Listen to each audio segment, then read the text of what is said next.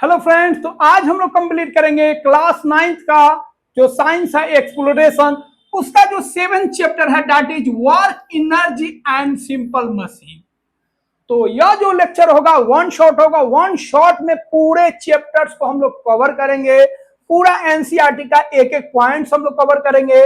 जहां पे जो भी आपका एग्जाम्पल में न्यूमेरिकल क्वेश्चन दिया गया है, टॉपिक वाइज सारे न्यूमेरिकल क्वेश्चन को भी हम लोग करेंगे और एक एक पॉइंट्स को बेस्ट तरीका से हम लोग समझेंगे। बहुत सिंपल वे में सारा पॉइंट्स आपको समझ में आएगा। वर्क के बारे में बताएंगे, एनर्जी के बारे में बताएंगे, एनर्जी का कितना टाइप्स होता है, वर्क और एनर्जी कैसे रिलेट करते हैं हम लोग, ये सारे चीजों को, ये सारे पॉइंट, सारे कॉन्सेप्ट को हम लोग पढ़ेंगे। ठीक है, तो इससे पहले वाला लेक्चर अगर अभी तक आप नहीं देखे हैं तो चैप्टर 6 जाके देख लीजिए, पूरा प्ले लिस्ट बना दिए हैं साइंस का, वहां से आप जो भी चैप्टर का मन करे उसको जाके देखिए और अपना जो कॉन्सेप्ट है उसको आप क्लियर कीजिए। तो चलिए आज स्टार्ट करते हैं हम लोग chapter 7 that is work, energy and simple machine. तो सबसे पहले हम लोग पढ़ेंगे वर्क के बारे में, फिर एनर्जी के बारे में पढ़ेंगे, फिर उसके बाद हम लोग पढ़ेंगे सिंपल मशीन। तो चलिए अब हम लोग समझते हैं वर्क होता क्या है ना। हर कोई बिजी है वर्क करने में, आप भी कुछ ना कुछ वर्क कर रहे हैं, मैं भी कुछ ना कुछ वर्क कर रहा हूं ना। हर लोग कुछ ना कुछ वर्क करता है। कोई आदमी फ्री रहता है तो लोग फ्री आदमी को पसंद नहीं करते हैं, बहुत भद्दे भद्दे कमेंट करते हैं। ठीक है, तो लोग चाहता है कि आप वर्क करें, काम करें। बट साइंस जो है, आप जो काम कर रहे हैं ना, बैठ के खूब देर तक 2 आवर्स 4 आवर्स कंटिन्यू आप पढ़े जा रहे हैं, तो साइंस के हिसाब से आप वर्क नहीं कर रहे हैं। खड़े हैं एकदम ऊपर कुछ रखे हुए भारी चीज और आप खड़े हैं या चल रहे हैं, फिर भी आप वर्क नहीं कर रहे हैं। पूरा बॉडी आपका पूरा ना स्वेटिंग हो रहा है, हालत खराब है, फिर भी साइंस के हिसाब से आप वर्क नहीं कर रहे हैं। तो वर्क होता क्या है, चलिए समझते हैं उसको। देखिए, work is done when a force cause displacement in an object. किसी ऑब्जेक्ट पर अगर आप फोर्स लगाते हैं और उस ऑब्जेक्ट में अगर डिस्प्लेसमेंट आता है, आप इस ब्लॉक पे, इस ऑब्जेक्ट पे आप फोर्स लगाए और ये ऑब्जेक्ट यहां से यहां चला गया, तो कहा जाएगा भाई आप वर्क किए हैं। कितना अच्छा मजाक है। आप पढ़ रहे हैं तो वर्क नहीं कर रहे हैं, हम पढ़ा रहे हैं तो वर्क नहीं कर रहे हैं। भले आप थक जाइए, हम लोग भी थक जाएंगे पढ़ाते पढ़ाते, बट जितना भी टायर्ड हो जाइए, यह वर्क नहीं है। वर्क का मतलब है किसी ऑब्जेक्ट पे अगर आप फोर्स लगाए हैं तो उसमें डिस्प्लेसमेंट होना चाहिए। आप फोर्स अप्लाई किए और डिस्प्लेसमेंट नहीं हुआ, जितना भी फोर्स लगा लीजिए, पूरा थक जाइए, स्वेटिंग हो जाइए, फिर भी कहा जाएगा आपने वर्क नहीं किया। तो कितना भद्दा मजाक है भाई, जे हम लोग जो कर रहे हैं वर्क, वो वर्क नहीं है साइंस के हिसाब से। तो यहां पे ध्यान रखिएगा, किसी ऑब्जेक्ट पे अगर आप फोर्स अप्लाई कर रहे हैं और उसमें डिस्प्लेसमेंट हो रहा है, दैट मीन्स आप वर्क कर रहे हैं। अब वर्क का फॉर्मूला क्या है? वर्क का फॉर्मूला होता है फोर्स इनटू डिस्प्लेसमेंट। तो फोर्स और डिस्प्लेसमेंट का जो प्रोडक्ट होता है उसी को हम लोग बोलते हैं वर्क बोलते हैं। क्या बोलते हैं? वर्क। अब वर्क इक्वल टू क्या होगा? एफ इंटू एस हो जाएगा। एफ आपका फोर्स हो गया, एस आपका क्या होगा? डिस्प्लेसमेंट हो गया, और डब्ल्यू से हम लोग किसको डिनोट करेंगे? वर्क को डिनोट करेंगे। अब यहाँ पे कुछ इंपोर्टेंट पॉइंट्स को आपको ध्यान में रखना है। ऐसा यूनिट जो होगा वर्क का, याद रखिएगा, जूल होगा। क्या होगा? जूल।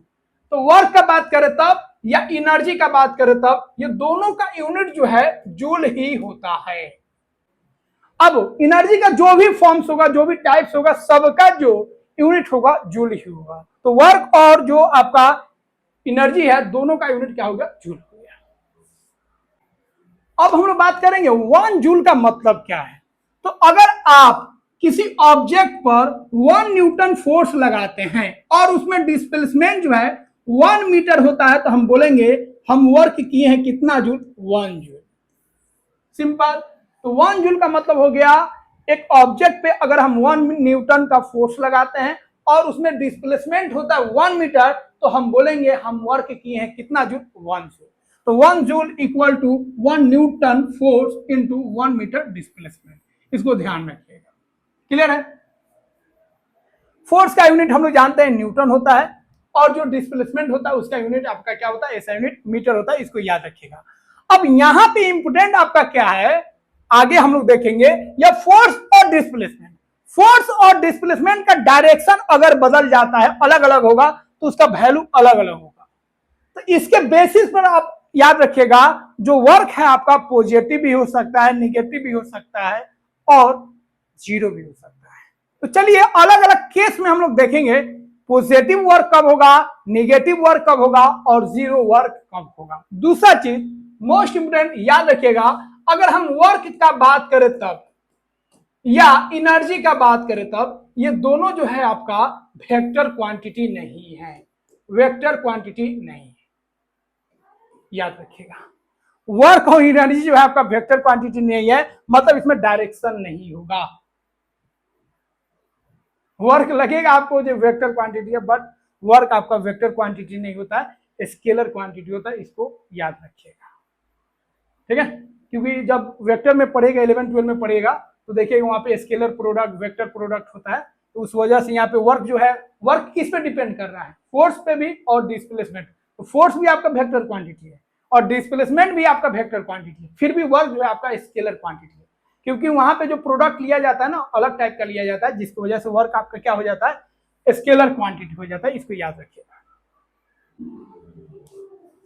फ्रेंड्स इस तरह अगर आपको कॉन्सेप्चुअल चाहिए, पूरा न्यूमेरिकल के साथ, पूरा कॉन्सेप्ट के साथ, पीडीएफ नोट्स के साथ, तो इस चैनल को जरूर आप सब्सक्राइब कीजिए और वीडियो को दिल से लाइक कीजिए।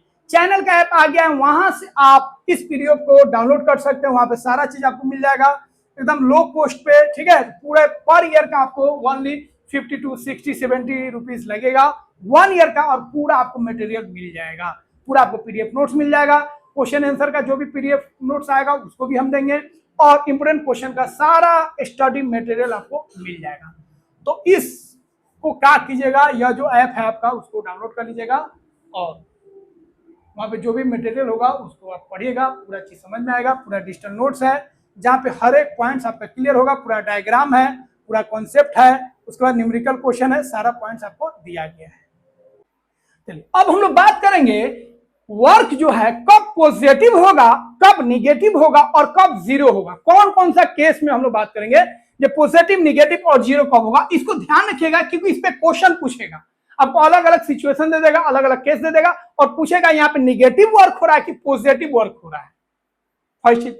दूसरा चीज आपको ध्यान में रखना है, अगर हम इस पे वर्क कर रहे हैं, इस पे फोर्स लगा रहे हैं और इसको डिस्प्लेस कर रहे हैं, तो याद रखिएगा अगर ए ऑब्जेक्ट बी पे वर्क करता है तो बी भी ए पे वर्क करता है, याद रखिएगा। ए अगर बी पे वर्क कर रहा है, ठीक है, तो बी भी आपका ए पे वर्क करेगा, क्योंकि ए जो है बी पे फोर्स लगाएगा, और न्यूटन थर्ड लॉ में ऑलरेडी हम लोग पढ़ चुके हैं, ए अगर बी पे फोर्स लगाता है तो बी भी अपोजिट फोर्स लगाएगा किस पे, ए पे। तो ये चीज ध्यान रखिएगा, इसका यूज हम लोग करेंगे। चलिए अब हम लोग समझते हैं वर्क डन कब पॉजिटिव होगा, कब निगेटिव होगा, कब जीरो होगा। पहले जीरो वाला केस को हम लोग देख लेते हैं। देखिए पहला केस है, अगर फोर्स ही जीरो हो जाए, आपका वर्क बराबर क्या है, फोर्स इंटू डिस्प्लेसमेंट है, फोर्स इंटू डिस्प्लेसमेंट। जब फोर्स ही आप अप्लाई नहीं किए तो वर्क डन क्या हो जाएगा, जीरो हो जाएगा। तो जब फोर्स आपका जीरो हो गया तो वर्क डन क्या हो गया, जीरो हो गया। दूसरा है, आप फोर्स अप्लाई कर रहे हैं, जैसे इसको हम टकेल रहे हैं, धक्का दे रहा है, लेकिन इसमें कोई डिस्प्लेसमेंट नहीं आया, इसमें कोई मूवमेंट नहीं आया। तो अगर आप किसी ऑब्जेक्ट को धक्का लगा रहे हैं, खूब धक्का लगा रहे हैं, पूरा एनर्जी लगा दिए, जितना आप खाए पिए तो पूरा एनर्जी लगा दिए, लेकिन उस दीवार में, उस ऑब्जेक्ट में कोई डिस्प्लेसमेंट नहीं होगा। दीवार को धक्का मारिए, क्या दीवार शिफ्ट हो जाएगा, नहीं शिफ्ट होगा। तो फोर्स तो अप्लाई किए बट ऑब्जेक्ट में कोई डिस्प्लेसमेंट नहीं आया, तो उस केस में भी आपका जो वर्क डन होगा जीरो होगा। जैसे ये बबुआ को देखिए, पूरा एनर्जी झोंके हुआ है ना, कह रहा है हम 9th क्लास में आ गए, सीनियर हो गए, बहुत एनर्जी है मेरे पास, आज इस दीवार को शिफ्ट करेंगे, बट शिफ्ट नहीं कर पाया ना, क्योंकि ये अंबुजा सीमेंट से बना है, बहुत स्ट्रॉन्ग वाल है, तो शिफ्ट नहीं कर पाया। दैट मीन्स फोर्स तो अप्लाई किया, फोर्स तो है लेकिन डिस्प्लेसमेंट नहीं है, सो वर्क डन जो होगा जीरो होगा। तीसरा केस जो मोस्ट इंपोर्टेंट है, यहां पे देखिए, अगर आप किसी ऑब्जेक्ट को लिए हुए हैं, उठाए हुए हैं, और आप सीधा जा रहे हैं, ऐसे जा रहे हैं, कहीं से भी जा रहे हैं, तो इस केस में भी या सर पे कोई चीज रख लिए हैं और खूब इधर उधर भाग रहे हैं, चल रहे हैं, सीधा चलिए टेढ़ा चलिए, कोई दिक्कत नहीं है, आपका जो वर्क डन होगा वो 0 होगा। क्यों भाई? तो याद रखिएगा, अगर फोर्स और डिस्प्लेसमेंट अगर आपका 90 डिग्री हो गया, डिस्प्लेसमेंट इधर और फोर्स इधर, आप ऑब्जेक्ट को उठाएं तो फोर्स ऊपर अप्लाई कर रहे हैं और ऐसे आप जा रहे हैं, डिस्प्लेसमेंट आपका ऐसे है, तो डिस्प्लेसमेंट ऐसे हो गया और फोर्स आप ऐसे अप्लाई कर रहे हैं, दोनों क्या है, एक दूसरे का परपेंडिकुलर है। तो याद रखिएगा, जब डिस्प्लेसमेंट और फोर्स एक दूसरे पर परपेंडिकुलर हो जाएगा, मतलब 90 डिग्री बनाएगा, तो इस केस में भी आपका जो वर्क डन होगा, याद रखिएगा 0 होगा। क्या होगा? 0 होगा। इसको जब 11th में जाएगा तो ये फॉर्मूला थोड़ा सा चेंज हो जाएगा, वहां पे फॉर्मूला एक्चुअल वाला आ जाएगा एफ एस कॉस थीटा, लेकिन आप ट्रिग्नोमेट्री तो पढ़े हैं नहीं, 10th में जाके पढ़िएगा, इसलिए अभी हम लोग उसको डिस्कस नहीं करेंगे। वहां पे थीटा 90 डिग्री हो जाता है तो उसका वैल्यू 0 आ जाता है। तो सिंपली आप याद रखिएगा, जब फोर्स और डिस्प्लेसमेंट 90 डिग्री बनाएगा, एक दूसरे पर परपेंडिकुलर होगा, तो उस केस में भी आपका जो वर्क डन होगा क्या होगा? 0 होगा। तो पहला केस में देखिए, फोर्स 0, वर्क डन 0, दूसरा केस में डिस्प्लेसमेंट 0, वर्क डन 0, तीसरा केस में ना फोर्स 0 है ना आपका डिस्प्लेसमेंट 0 है, फोर्स भी है डिस्प्लेसमेंट भी है, फिर भी 0 आ गया, क्योंकि दोनों के बीच में जो एंगल है वो कितना है आपका? 90 डिग्री है। ये तीनों केस को याद रखिएगा, तीनों का हम लोग यूज करेंगे। अब हम लोग देखेंगे पॉजिटिव वर्क, ठीक है? तो वर्क डिपेंड कर रहा है फोर्स पे और किस पे? डिस्प्लेसमेंट पे। तो फोर्स और डिस्प्लेसमेंट जब सेम डायरेक्शन में होगा, फोर्स जिस डायरेक्शन में है उसी डायरेक्शन में ऑब्जेक्ट का डिस्प्लेसमेंट है, तो हम बोलेंगे भाई क्या है? Positive work. जैसे यहां पे देखिए, ये भाई साहब क्या कर रहे हैं? इस व्हील चेयर को पुश कर रहे हैं। तो व्हील चेयर को जब आप पुश करते हैं तो जिधर आप फोर्स लगा रहे हैं उधर ही तो डिस्प्लेसमेंट हो रहा है। इसका मतलब यहां पे क्या हो रहा है? पॉजिटिव वर्क हो रहा है। किसी डायरेक्शन में लीजिए, आप ऐसे पुश कीजिए, या किसी ऑब्जेक्ट को आप धक्का दे रहे हैं, स्लाइड करा रहे हैं, तो जिस डायरेक्शन में आप फोर्स अप्लाई कर रहे हैं उसी डायरेक्शन में उसका डिस्प्लेसमेंट हो रहा है। दैट मीन्स क्या हो रहा है? पॉजिटिव वर्क हो रहा है। एक होता है आपका निगेटिव वर्क, ये बहुत इंपॉर्टेंट है, इसमें क्वेश्चन पूछेगा। नेगेटिव वर्क कब होगा भाई? अब फोर्स इस डायरेक्शन में लगा है और डिस्प्लेसमेंट इस डायरेक्शन में होगा, दोनों अपोजिट डायरेक्शन में हुआ। तो जब फोर्स और डिस्प्लेसमेंट का डायरेक्शन अपोजिट हो जाए, force left displacement right, force up displacement down, force down displacement up, तो हम बोलेंगे भाई नेगेटिव वर्क है। तो दोनों का सेम डायरेक्शन होगा, फोर्स और डिस्प्लेसमेंट, पॉजिटिव वर्क। दोनों का अपोजिट डायरेक्शन होगा तो हम बोलेंगे नेगेटिव वर्क। अब इसका एग्जांपल देखिए, गोलकीपर क्या करता है? कोई बॉल उधर से किक करता है, फुटबॉल को कोई किक करता है तो गोलकीपर उसको रोकता है। अब जैसे ही हाथ लगाएगा तो सुपरमैन तो है नहीं, वहीं पे रोक देगा, ये हाथ जो है पीछे चला जाएगा, जैसे ही बॉल इस पे लगेगा भाई ये पीछे चल जाएगा। अब यहां पे देखिए, यहां पे आपको दो तरीके से समझना है, ये बॉल इस पे लगा और ये हाथ पीछे चला गया। अब ये हाथ क्या था? रोकने की कोशिश कर रहा था, उस बॉल को रोकना चाह रहा था। गोलकीपर का काम क्या है? जो बॉल आ रहा है उसको रोकना। ये फोर्स ऐसे लगा है लेकिन उसका हाथ पीछे शिफ्ट हो गया। तो इस केस में जो वर्क डन हुआ, जो वर्क हुआ इसके द्वारा ना, इस प्लेयर के द्वारा जो वर्क हुआ बॉल पे, फोर्स लगा इस डायरेक्शन में और डिस्प्लेसमेंट हो गया, यह जो हैंड है बैक डायरेक्शन में, तो यहां पे निगेटिव वर्क होगा। इस प्लेयर द्वारा जो बॉल पे वर्क होगा, याद रखिएगा निगेटिव, क्योंकि फोर्स ऐसे लगाएगा प्लेयर रोकने के लिए, लेकिन हाथ तो पीछे चला जाएगा, तो डिस्प्लेसमेंट पीछे और फोर्स आगे, निगेटिव वर्क। दूसरा, अगर हम बॉल को देखेंगे, बॉल ने इस प्लेयर पर कैसा वर्क किया, वेरी वेरी इंपोर्टेंट, ऐसा क्वेश्चन पूछेगा आगे जाके, तो फंसने से पहले समझ लीजिए बॉल कैसा काम किया। बॉल जो है हैंड पे इस डायरेक्शन में फोर्स लगाया और हैंड पीछे शिफ्ट हुआ, मतलब बॉल जो वर्क किया इस प्लेयर पे, इस प्लेयर के हैंड पे या इस प्लेयर पे, तो आपका पॉजिटिव वर्क हुआ। तो इस प्लेयर का work on ball negative, work of ball on player positive. ठीक है, फिर से सुन लीजिए, हाथ ऐसे फोर्स लगाया लेकिन हाथ तो पीछे शिफ्ट हुआ, तो हैंड द्वारा जो वर्क हुआ बॉल पे निगेटिव। बट बॉल ने कैसा वर्क किया? हैंड पे, बॉल ने ऐसे फोर्स लगाया, ठीक है, इस डायरेक्शन में, और हैंड भी शिफ्ट हुआ इसी डायरेक्शन में, इसलिए बॉल का जो वर्क हुआ हैंड पे, प्लेयर को क्या हुआ? पॉजिटिव।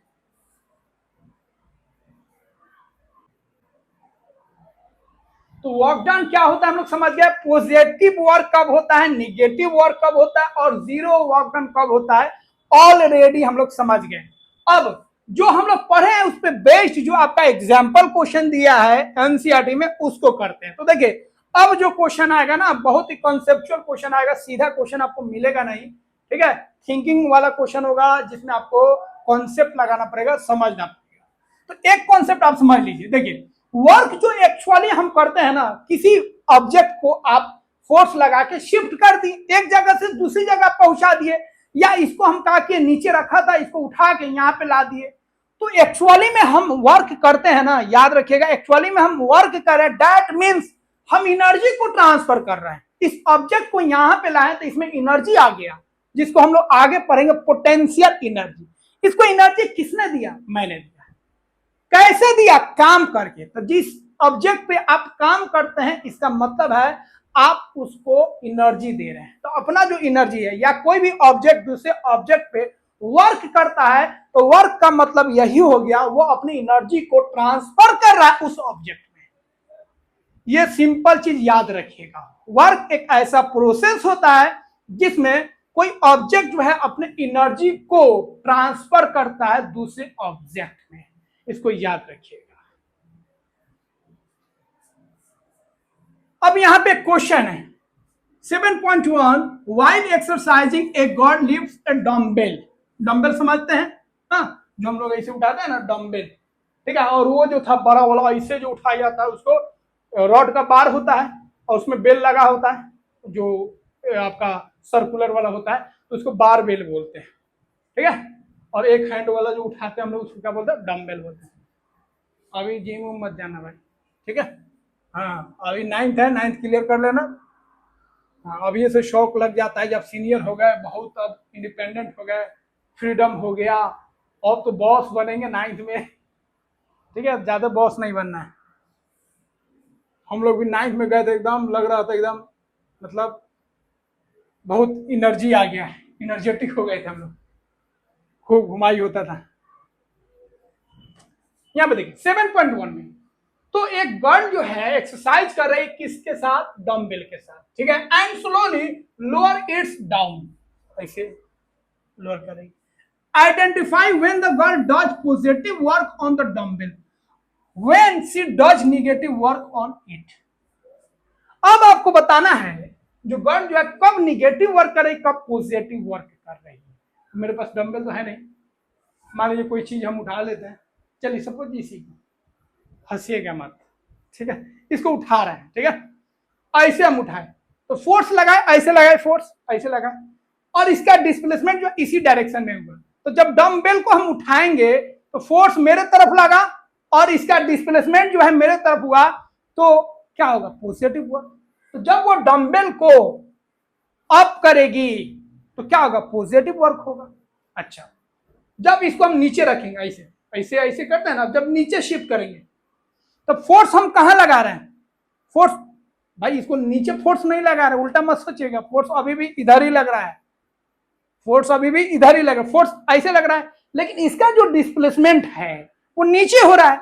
जब डंबल को वो डाउन करेगी, नीचे रखेगी, तो उस केस में जो वर्कडन होगा वो निगेटिव होगा। क्यों, क्योंकि फोर्स अभी भी, देखिए फोर्स अभी भी मेरे तरफ लग रहा है, इसे थोड़े छोड़ देंगे, मतलब फोर्स का मतलब क्या होगा, इसे थोड़े छोड़ दीजिएगा, आप धीरे धीरे छोड़ रहे हैं, धीरे धीरे छोड़ रहे हैं, अभी भी आपका मसल फोर्स लगा रहा है।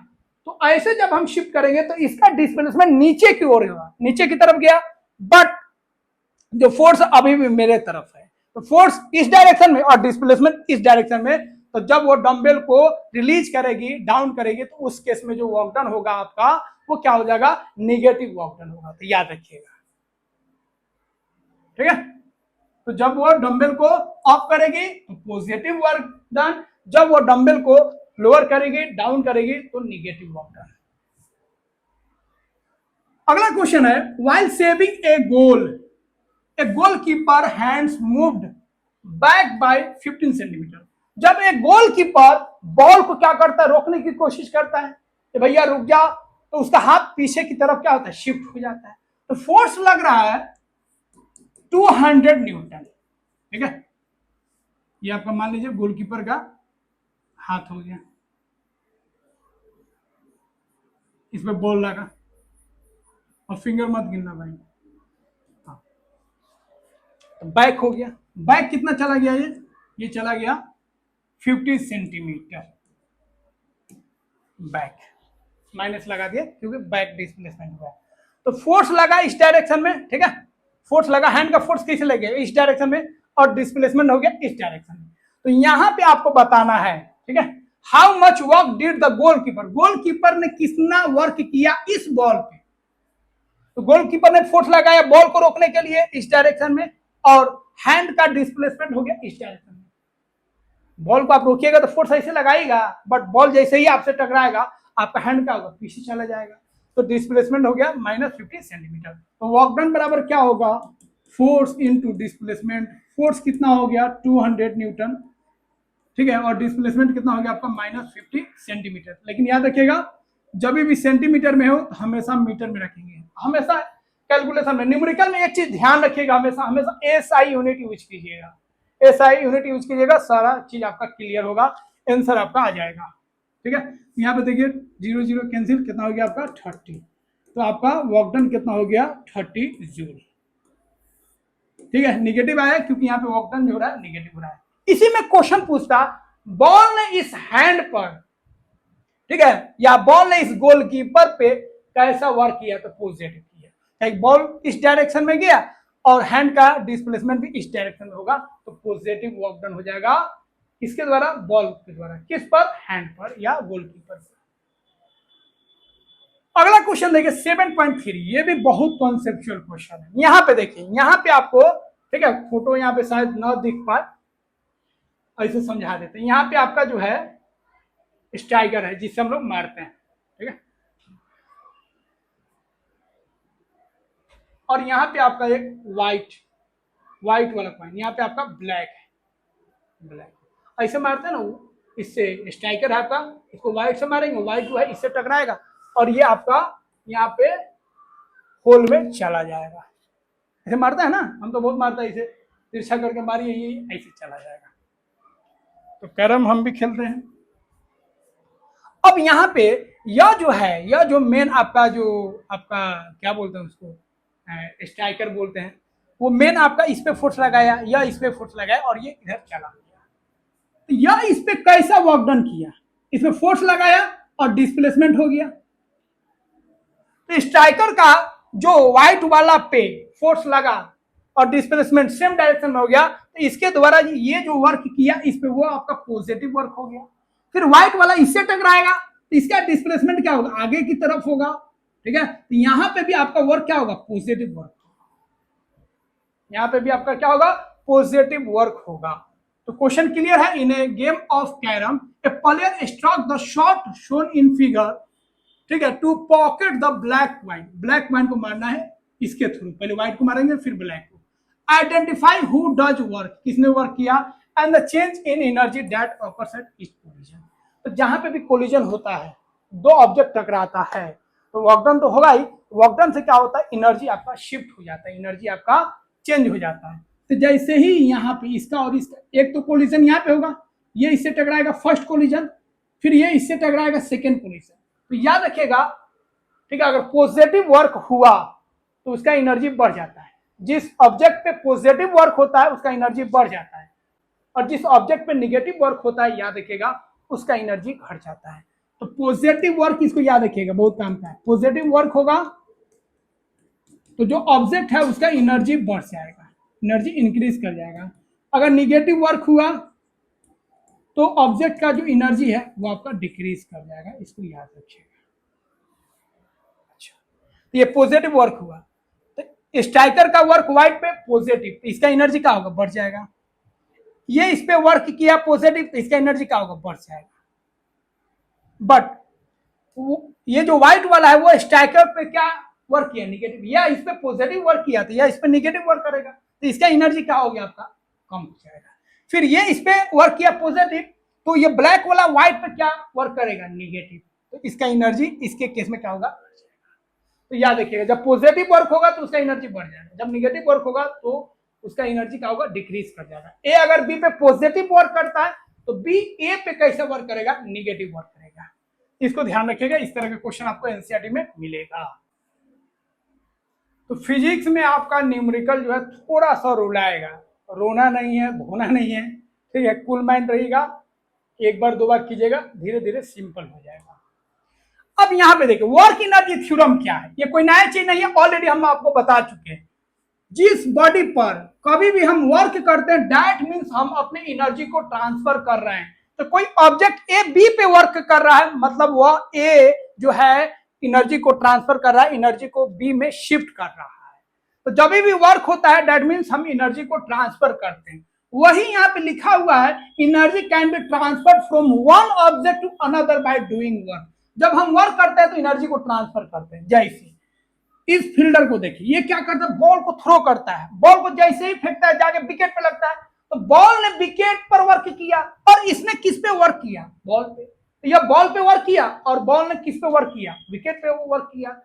अब ये एनर्जी को शिफ्ट किया बॉल में और बॉल ने अपना एनर्जी को शिफ्ट किया इस विकेट पर और इस विकेट को उड़ा दिया। उसी तरह जब हम किसी पॉट को या कोई चीज को ऊपर छत पर रखते हैं या कहीं पे भी आप रख रहे हैं और वो गिर जाता है, तो जब गिरता है तो जिस पे पड़ता है उसको तोड़ देता है, फोड़ देता है। तो इसके पास एनर्जी कहां से आएगा, तो याद रखिएगा एनर्जी तभी आएगा जब हम उस पर वर्क करेंगे। इसका मतलब है इस पॉट को हम रखे होंगे, तो पॉट को आप उठा के रखें ना, छत पे ले जाके आप रखें, दैट मीन्स आपने उसको एनर्जी दिया है। तो इस पॉट में जो एनर्जी आया है कैसे आया है, हम उसको एनर्जी क्या किए, ट्रांसफर किए। तो वही सारा बात यहाँ पे लिखा हुआ है जो आपको हम बोले, ठीक है। The pot gained energy because work was done in lifting it. इसको उठा के लिफ्ट करके हम ले गए, मतलब इस पे वर्क किए और वही वर्क जो है आपका एनर्जी के फॉर्म में इसमें ट्रांसफर हो गया है। बॉल जो है एनर्जी गेन किया क्योंकि हम उस पर वर्क किए हैं। तो जब भी आप वर्क कर रहे हैं दैट मीन्स आप एनर्जी को ट्रांसफर कर रहे हैं। कोई ए बी पे वर्क कर रहा है दैट मीन्स ए अपना एनर्जी बी को शिफ्ट कर रहा है, ट्रांसफर कर रहा है। तो याद रखिएगा वर्क डन का सिंपल मतलब होता है, इसका यूज भी हम लोग करेंगे, चेंज इन इट्स एनर्जी। किसी ऑब्जेक्ट पर आप वर्क कर रहे हैं, इसका मतलब उसका एनर्जी को आप चेंज कर रहे हैं। पॉजिटिव वर्क कीजिएगा तो उसका एनर्जी बढ़ेगा, नेगेटिव वर्क कीजिएगा तो उसका एनर्जी का होगा डिक्रीज करेगा। और इसी रिलेशन को हम लोग बोलते हैं, क्या बोलते हैं, वर्क एनर्जी थ्योरम। तो आपको पहले ही बता चुके हैं एनर्जी का अलग अलग फॉर्म होता है। Energy can neither be created nor be destroyed. Energy को ना बना सकते हैं ना डिस्ट्रॉय कर सकते हैं। केवल हम लोग क्या कर सकते हैं, एनर्जी को वन फॉर्म से दूसरे फॉर्म में चेंज कर सकते हैं ना। एनर्जी को आप बना नहीं सकते। और वो एनर्जी कैसे चेंज होगा, bye doing work. Bye doing work, work करेंगे और एनर्जी को ट्रांसफर करेंगे, एनर्जी को वन फॉर्म से दूसरे फॉर्म में हम लोग चेंज कर लेते हैं। ये ऑलरेडी हम लोग पढ़ चुके हैं।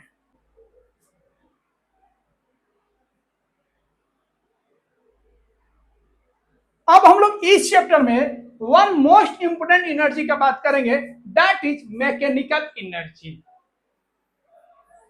मैकेनिकल एनर्जी, तो देखिए मैकेनिकल एनर्जी क्या होता है। जब किसी ऑब्जेक्ट में उसके मोशन के कारण या उस ऑब्जेक्ट में कोई उसका स्ट्रक्चर चेंज हो जाए, पोजीशन चेंज हो जाए, उसके कारण किसी ऑब्जेक्ट में अगर एनर्जी आता है तो उसको हम लोग बोलेंगे मैकेनिकल एनर्जी। किसी ऑब्जेक्ट में उसके मोशन के कारण या पोजीशन में चेंज होने के कारण अगर एनर्जी आता है तो उस एनर्जी को बोलेंगे मैकेनिकल एनर्जी। तो मैकेनिकल एनर्जी टू टाइप्स का होता है, एक काइनेटिक एनर्जी और एक होता है पोटेंशियल एनर्जी। सिंपल याद रखिए, काइनेटिक एनर्जी पोटेंशियल एनर्जी को मिलाकर ही बोलते हैं मैकेनिकल एनर्जी। अब किसी बॉडी में, ठीक है, काइनेटिक एनर्जी भी हो सकता है, पोटेंशियल एनर्जी भी हो सकता है। ऐसा भी हो सकता है बॉडी में काइनेटिक एनर्जी भी हो और पोटेंशियल एनर्जी भी हो। सिंपल याद रखिएगा, काइनेटिक एनर्जी कब होगा, जब कोई बॉडी स्ट्रेट मोशन में होगा। स्ट्रेट मोशन में, हाइट नहीं है, स्ट्रेट मोशन है, सीधा मोशन है, कोई हाइट नहीं है, तो उस केस में उस बॉडी में केवल हम लोग काइनेटिक एनर्जी बात करेंगे। लेकिन अगर किसी बॉडी में हाइट है, केवल किसी ऑब्जेक्ट को एक हाइट पर ले गए तो उसमें जो एनर्जी होगा वो आपका पोटेंशियल एनर्जी होगा।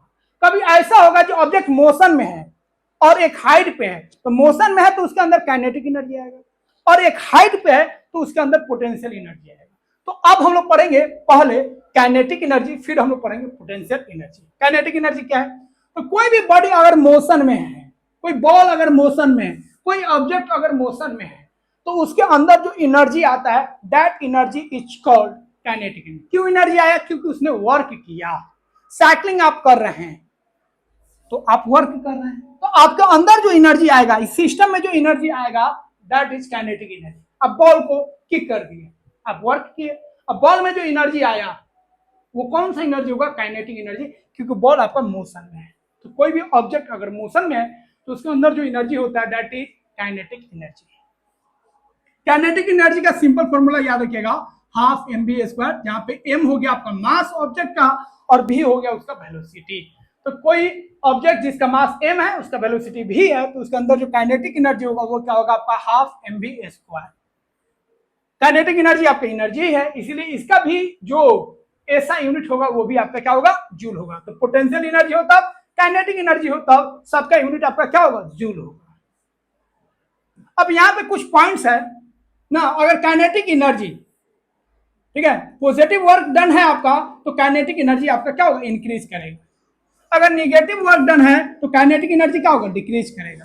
कोई वर्क नहीं हुआ, वर्क डन 0 हो गया, इसका मतलब जो स्पीड है कांस्टेंट है, ठीक है, और इस केस में आपका काइनेटिक एनर्जी जो होगा वो भी क्या होगा? कांस्टेंट होगा। क्योंकि काइनेटिक एनर्जी किस पे डिपेंड कर रहा है? वेलोसिटी पे। वेलोसिटी जिस तरह होगा, velocity positive, kinetic energy positive, velocity negative तो kinetic energy negative, velocity constant तो काइनेटिक एनर्जी भी कांस्टेंट हो जाएगा।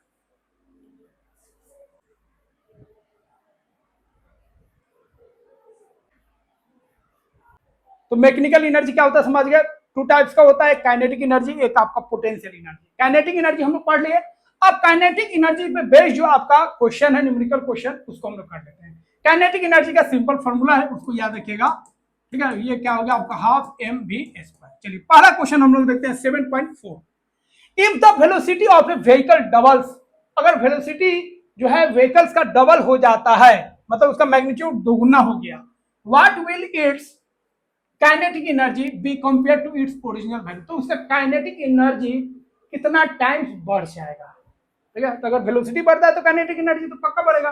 तो वेलोसिटी अगर किसी बॉडी का 2 टाइम्स हो गया तो उसका काइनेटिक एनर्जी कितना टाइम्स होगा? तो इसका सिंपल आपको बना लेना है, पहले लिख दीजिएगा ओल्ड काइनेटिक एनर्जी अपॉन, जब भी आपको तुलना करना हो, कंपेयर करना हो, कितना टाइम्स, आप हमेशा रेशियो लीजिएगा। Old kinetic energy upon new kinetic energy. अच्छा, ओल्ड काइनेटिक एनर्जी कितना होता है? Half mv²। New kinetic energy कितना? हाफ m, तो उतना ही है, वेलोसिटी आपका 2 टाइम्स हो गया, 2 भी हो गया। वेलोसिटी क्या होगा? 2 भी, मतलब 2 टाइम्स हो गया। If the velocity of A vehicle doubles, दोगुना हो गया, 2 टाइम्स हो गया, ऐसे लिख दीजिए। अब यहाँ पे क्या कीजिए? सॉल्व कीजिए, हाफ mv² और हाफ, ठीक है, 4v² mv²। अब यहाँ पे देखिए mv² कट गया, हाफ ऑफ कट गया, कितना आया? 1/4 आया। अब क्रॉस मल्टीप्लीकेशन कर दीजिए, क्रॉस मल्टीप्लीकेशन कीजिएगा तो आपका कितना हो जाएगा? 4 into old kinetic energy equal to आपका हो गया न्यू काइनेटिक एनर्जी। तो क्वेश्चन यही तो पूछ रहा है कि न्यू काइनेटिक एनर्जी कितना टाइम्स है, तो न्यू काइनेटिक एनर्जी आपका ओल्ड काइनेटिक एनर्जी का 4 टाइम्स आ गया, ठीक है। और ये क्या हो गया? ये कौन सा जादू हो गया? कहाँ गया भाई, आजा। हाँ, समझ गए? तो न्यू काइनेटिक एनर्जी जो है आपका ओल्ड काइनेटिक एनर्जी का 4 टाइम्स हो गया। तो जो तरीका बताएं उससे कीजिएगा तो कहीं पे आपको दिक्कत तकलीफ नहीं होगा, कोई ट्रबल, कोई प्रॉब्लम नहीं होगा, ठीक है। हाँ, लैंग्वेज है थोड़ा बहुत आप लिख लीजिएगा। अगला क्वेश्चन देखते हैं 7.5। In one of their fastest deliveries an Indian cricketer bowled a cricket ball with an approximate mass of 0.2 kg at a velocity of about 154.8 kilometre per hour. एक बॉलर है, सबसे फास्टेस्ट बॉलर इंडिया का, मान लीजिए, ठीक है। तो अभी का क्रिकेट का उतना ज्ञान नहीं है हमको, किसको ले? बुमराह को मान लीजिए, बुमराह बहुत फास्ट बॉलिंग कर रहा है, वो बॉल लिया है, बुमराह भाई बॉल लिए है 0.2 kg का, ठीक है। और इसको फेंक रहे हैं कितना की स्पीड से, 154.8 किलोमीटर पर आवर। तो इसका आपको बताना है काइनेटिक एनर्जी। कोई बात नहीं, मास दिया है, लिख दीजिए 0.2 केसी, ऐसा यूनिट में है, ठीक है। ऐसा यूनिट क्या होता है, केसी होता है मास का। वेलोसिटी कितना है भाई, 154.8 किलोमीटर पर आवर। क्या ये ऐसा यूनिट है, नहीं। ऐसा यूनिट क्या होता है स्पीड का, वेलोसिटी का, मीटर पर सेकेंड। इसको मीटर पर सेकेंड में बदल दीजिए, किलोमीटर पर आवर को आप बदलते हैं मीटर पर सेकेंड, तो 5/18 से मल्टीप्लाई कर दीजिए, तो 154.8 इंटू हो जाएगा आपका 5/18, ठीक है। अब इसको डिवाइड कीजिए, ये 0 हटा लीजिए, 6 3 जा, 6 2 जा, 6 5 जा, 6 8 जा, फिर 3 से कीजिए, 3 8 जा, 3 6 जा, फिर 5 2 जा, और 2 से कर लीजिए, ये हो गया आपका 4 3, कितना आ गया 43 मीटर पर सेकेंड आ गया। तो आपका मास है ही, और आपका वेलोसिटी आ गया मीटर पर सेकंड में। आप निकालिए काइनेटिक एनर्जी। काइनेटिक एनर्जी का हो गया हाफ mv², हाफ हो गया, मास आपका हो गया 0.2, वेलोसिटी का स्क्वायर कर दीजिए 43 का स्क्वायर, तो आपका कितना आ जाएगा, हाफ 2/10 कर दीजिए, ठीक है। 43 कितना हो जाएगा। मैथ को हल्का में मत लीजिएगा, मैथ उतना कर लीजिएगा जिससे फिजिक्स आपका चल जाए, ठीक है। तो मैथ पीछा नहीं छोड़ेगा, फिजिक्स डुबाएगा, इसलिए फिजिक्स को थोड़ा अच्छा करना है, कैलकुलेशन ये सब मैथ थोड़ा आना चाहिए बेसिक में।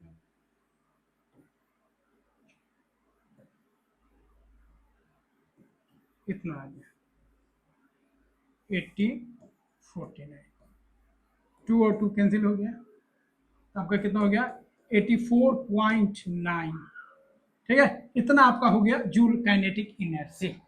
हो गया सॉल्व, सिंपल, ये भी सिंपल, ये भी सिंपल।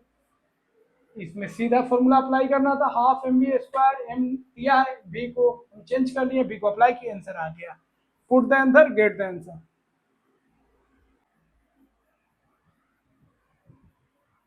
अब हम लोग क्वेश्चन करेंगे 7.6।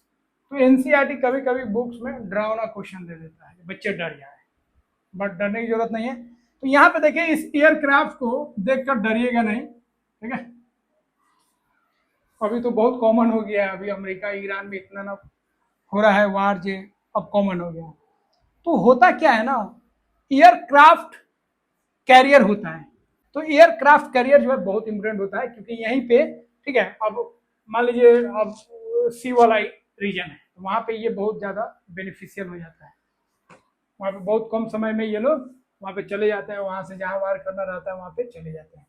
तो यहाँ पे आपका एयरक्राफ्ट है, जेट एयरक्राफ्ट है, जिसका मास कितना है 1500 kg, लैंड्स करता है एक एयरक्राफ्ट कैरियर पर, the top to stop the aircraft. अब एयरक्राफ्ट जो है ना, एयरक्राफ्ट का तो ज़्यादा लेंथ होगा नहीं, तो ऐसे अगर जमीन पर वो लैंडिंग करता है तो आराम से जाएगा, बट एयरक्राफ्ट तो छोटा होता है, ठीक है, शिप पर ही बना रहता है ज़्यादातर, तो उसमें क्या होता है, उसका तो ज़्यादा आपका मिलेगा नहीं, तो उसकी स्पीड को कम किया जाता है, ताकि वो कम लेंथ में अपना स्पीड को कम कर ले, रुक जाए।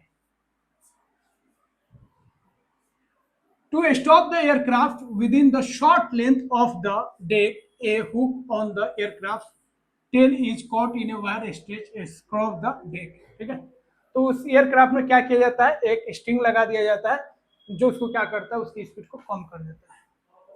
The wire exert approximately constant backward force, backward force लगाता है, ये आपका जा रहा है, तो यहाँ से आपका स्ट्रिंग एक फोर्स लगा रहा है, उसको रोक रहा है, हुक टाइप का रहता है। ये कितना फोर्स लगा रहा है, ये फोर्स लगा रहा है 36, ठीक है। Force applied by, force applied by string कितना लगा, या जो हुक है आपका 36,7,500 कितना लगा है। और जेट का मास कितना था, मास ऑफ जेट, जेट का मास है आपका 1500 kg, हो गया। और ये कितना डिस्टेंस कवर करता है, जो आपका डिस्प्लेसमेंट है वो आपका कितना हो गया 100 मीटर, अब बोलता है कितना वेलोसिटी होगा जैसे ही ये लैंडिंग किया होगा, तो एक वेलोसिटी होगा और बाद में उसका वेलोसिटी क्या हो जाएगा, जीरो हो जाएगा, रुक जाएगा। तो ये वेलोसिटी पूछ रहा है, जब उसको हुक लगाया गया, स्ट्रिंग लगाया गया रुकने के लिए, तो कितना वेलोसिटी है। समझिए, मान लीजिए आपका एयरक्राफ्ट जो था,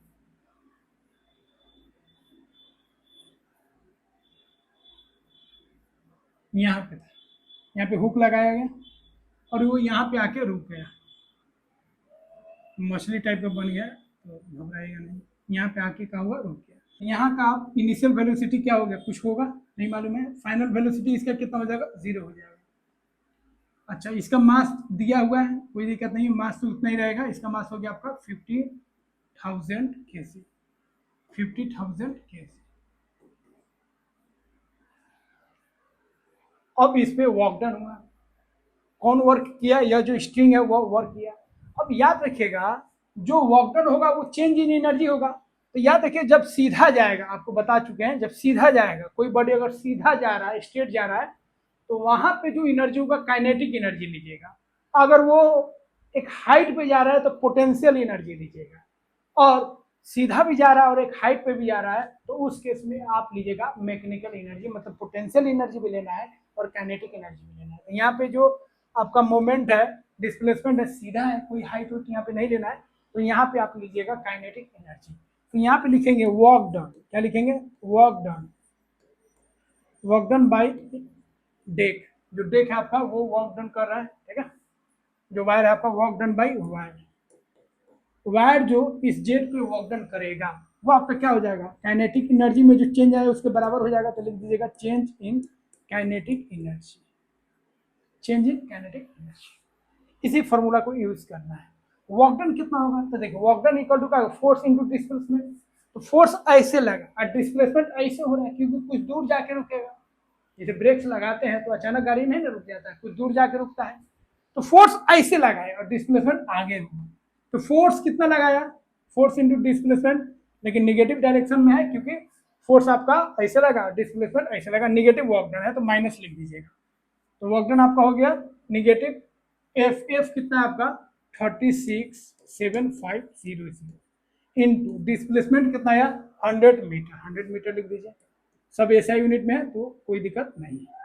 अब यहाँ पे आएगा change in kinetic energy, kinetic energy का चेंज, चेंज जब भी होता है फाइनल माइनस इनिशियल, तो final kinetic energy minus initial kinetic energy, final minus initial kinetic energy होगा। अब इसको सिंपली लिख दीजिए 36,7500, ठीक है, इंटू 100। फाइनल काइनेटिक एनर्जी क्या होगा, हाफ एम v2 का square minus half M v1 का स्क्वायर। ये इनिशियल काइनेटिक एनर्जी, ये आपका फाइनल काइनेटिक एनर्जी। अब यहाँ पे आप क्या कीजिए, हाफ, यहाँ पे देखिए v2 आपका क्या है, जीरो होती है, ये पूरा आपका जीरो हो गया, फिर माइनस हाफ एम, एम आपका दिया है 50,000 इंटू v1 का स्क्वायर, वेलोसिटी कितना है, वेलोसिटी हमको निकालना है, इनिशियल वेलोसिटी नहीं मालूम है, फाइनल वेलोसिटी तो जीरो हो जा रहा है। अब यहाँ पे देखिए 36,7500 इंटू 100, ये जीरो खत्म है, अब कैंसिल आउट कीजिए, 20 खत्म, फिर 10 और 10 खत्म हो गया।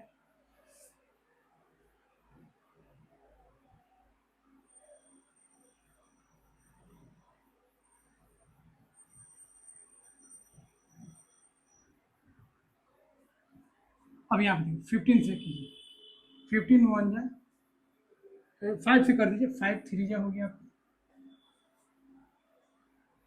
इधर 5 से कीजिए, 5 7 जा, फिर 5 3 जा, फिर 5 5 हो गया। अब 3 से कीजिए, 3 2 जा, 3 4 जा, 3 5 हो गया।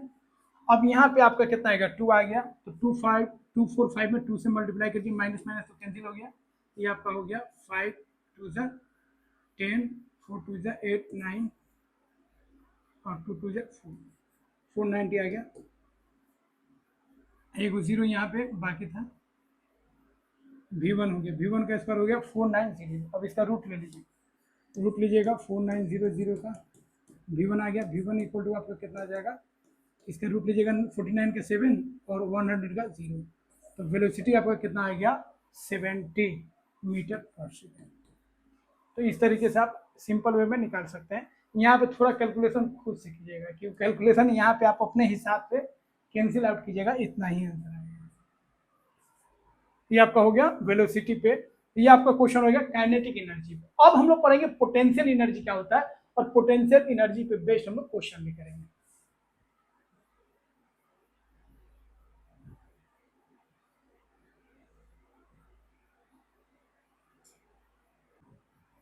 तो काइनेटिक एनर्जी क्या होता है समझ गए। काइनेटिक एनर्जी मतलब मोशन, कोई बॉडी मोशन में है तो उसके पास काइनेटिक एनर्जी होगा।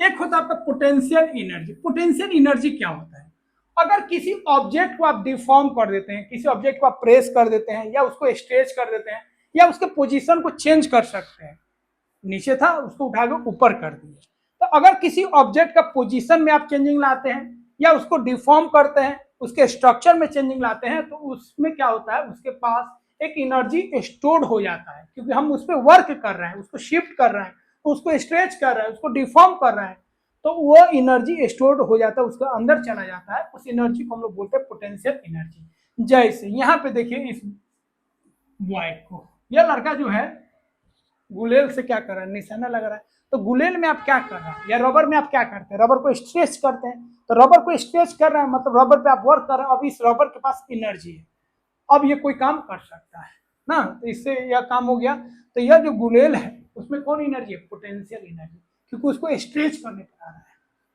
उसी तरह स्प्रिंग में देखिए, स्प्रिंग को आप स्ट्रेच कीजिए तब, या उसको आप कंप्रेस कीजिए तब, दोनों में एनर्जी बनेगा। इस एनर्जी को हम लोग बोलेंगे पोटेंशियल एनर्जी। उसी तरह अगर किसी बॉल को या कोई भी चीज को नीचे था, ये उठा के हम यहाँ पे रख दिए, तो इसमें क्या आ गया, पोटेंशियल एनर्जी आ गया। इसको छोड़ेंगे तो ये नीचे गिरेगा, ठीक है। इसमें कौन सा एनर्जी है, पोटेंशियल एनर्जी। तो किसी ऑब्जेक्ट को उठा के एक हाइट पे ले आते हैं, तो उसमें भी कौन सा एनर्जी होता है, पोटेंशियल एनर्जी। यहाँ पे देखिए, दो मैग्नेट को अगर आप एक जगह रखते हैं, मैग्नेट था कहीं और, एक जगह हम रख दिए, तो यह एक दूसरे को या तो रिपेल करेगा या तो अट्रैक्ट करेगा। तो इसमें जो एनर्जी आया वो आपका पोटेंशियल एनर्जी। कैसे आया, क्योंकि हमने उठा के एक जगह रखा, उसको वर्क किया, तो बिना वर्क की एनर्जी नहीं होगा। यहाँ पे देखिए, दो चार्ज अगर आप आसपास लाते हैं तो सेम चार्ज होगा, रिपेल करेगा, अपोजिट चार्ज होगा तो अट्रैक्ट करेगा। तो यहाँ पे भी आपका यह जो एनर्जी इसके पास आया वो भी आपका पोटेंशियल एनर्जी है। स्प्रिंग के पास जो एनर्जी आया पोटेंशियल एनर्जी है। इस गुलेल के पास या किसी रबर को स्ट्रेच करने पर जो एनर्जी आता है दैट इज पोटेंशियल एनर्जी। तो याद रखिएगा, the energy stored by an object as a result of its deformation structure और change in its position is called potential energy.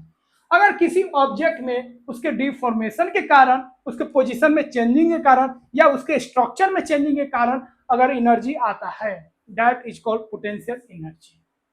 ये सब आपका एग्जांपल हो गया पोटेंशियल एनर्जी। किसी ऑब्जेक्ट को आप उठा के एक हाइट पे ला रहे हैं तो अर्थ के रेस्पेक्ट में उसके पास एनर्जी होगा, दैट इज पोटेंशियल एनर्जी। तो यह जो ऑब्जेक्ट हो, यहाँ पे ऑब्जेक्ट था, इसको उठा के आप यहाँ पे ले गए तो इसके पास एनर्जी आ गया, यह एनर्जी होगा पोटेंशियल एनर्जी। लेकिन इस स्पेशल पोटेंशियल एनर्जी को हम लोग बोलेंगे ग्रेविटेशनल पोटेंशियल एनर्जी। क्यों, क्योंकि ये अर्थ के कारण आ रहा है, अर्थ के रेस्पेक्ट में हम बात कर रहे हैं।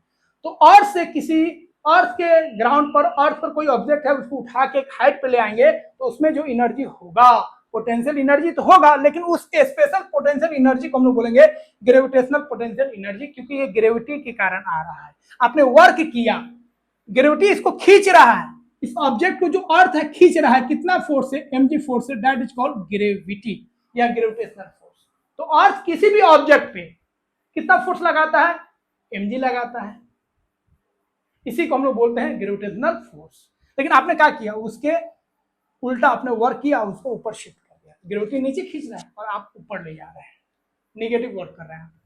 तो इसको ध्यान रखिएगा अर्थ के रेस्पेक्ट में।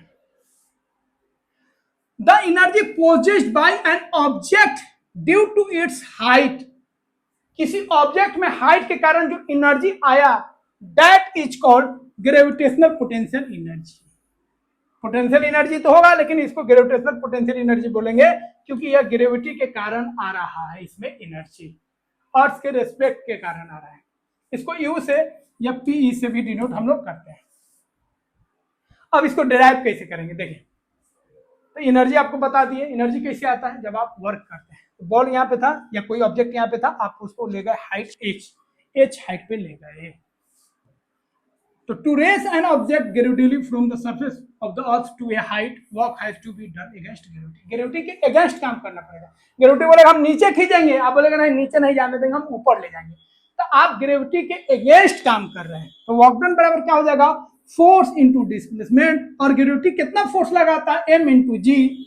और डिस्प्लेसमेंट क्या हुआ, यहां से आप ऊपर ले गए, एच ले गए, तो क्या हो गया आपका वर्क डन हो गया आपका एम जी एच। और यह जो आप वर्क किए एम जी एच, यह इसमें स्टोर हो गया एनर्जी के फॉर्म में, that is called gravitational potential energy.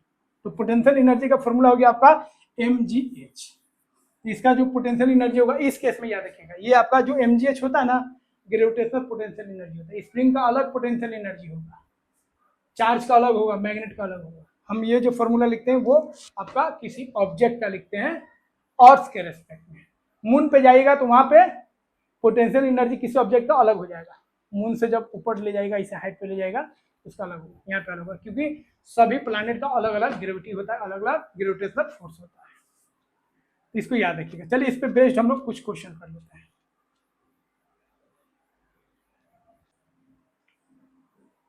Potential energy हम लोग समझ गए। अब पोटेंशियल एनर्जी पे बेस्ड एक क्वेश्चन है, उसको कर लेते हैं।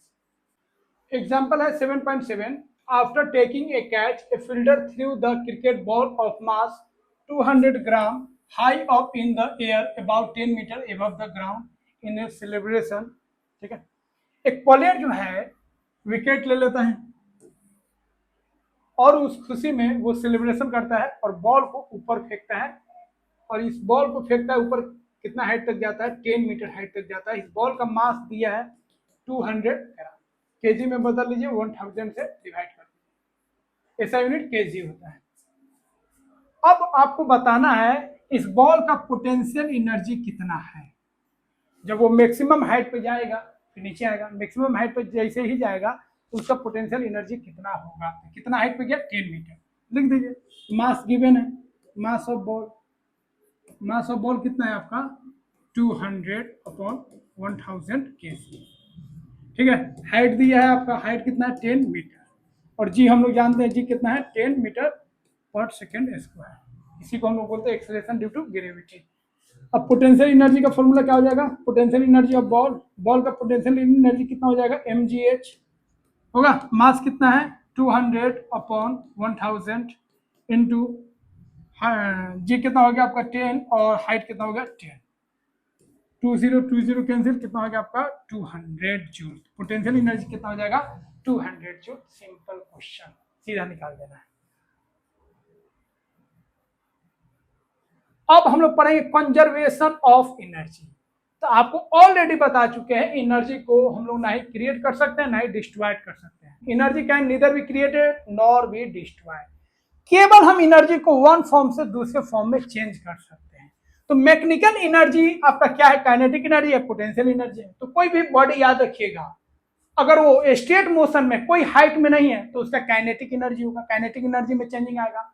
और कोई बॉडी अगर हाइट पे है तो उसके पोटेंशियल एनर्जी में चेंजिंग आएगा। अगर कोई बॉडी हाइट पे भी है और मोशन भी कर रहा है, मतलब एक हाइट से अगर मोशन कर रहा है तो उसके काइनेटिक एनर्जी और पोटेंशियल एनर्जी दोनों होगा और दोनों में चेंजिंग आएगा। बट किसी भी पॉइंट पे दोनों का जो सम होगा हर एक पॉइंट पे आपका इक्वल आएगा।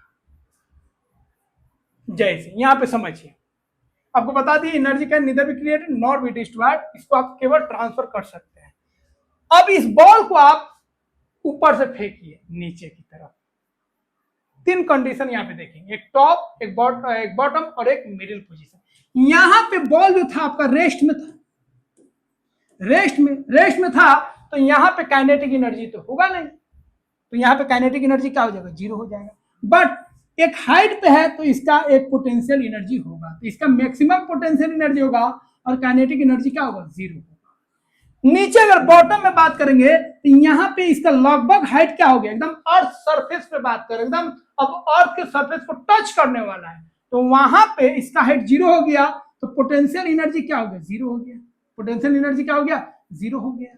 बट यहाँ पे उसका स्पीड जो है आपको बता चुके हैं, बॉल को जैसे ही हम लोग फ्री फॉल कराएंगे, इस चीज को छोड़ेंगे तो इसका स्पीड बढ़ते जाएगा बढ़ते जाएगा बढ़ते जाएगा, जब अर्थ के सरफेस तक पहुंचेगा उसका स्पीड हाईएस्ट होगा। तो यहाँ पे उसका स्पीड हाईएस्ट हो गया, इसीलिए काइनेटिक एनर्जी क्या होगा, मैक्सिमम होगा। तो बॉल अगर ऊपर है तो उसका kinetic energy zero, potential energy maximum. Ball जब नीचे आएगा, ग्राउंड के पास आएगा लगभग, तो वहां पर उसका पोटेंशियल एनर्जी मिनिमम, क्योंकि हाइट हाई नहीं, लेकिन काइनेटिक एनर्जी क्या होगा, मैक्सिमम होगा।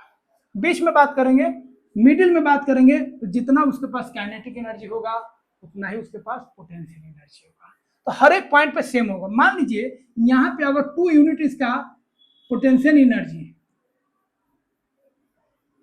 और 0 यूनिट काइनेटिक एनर्जी है, तो यहाँ पे आपका 0 यूनिट हो जाएगा पोटेंशियल एनर्जी और 2 यूनिट हो जाएगा आपका काइनेटिक एनर्जी।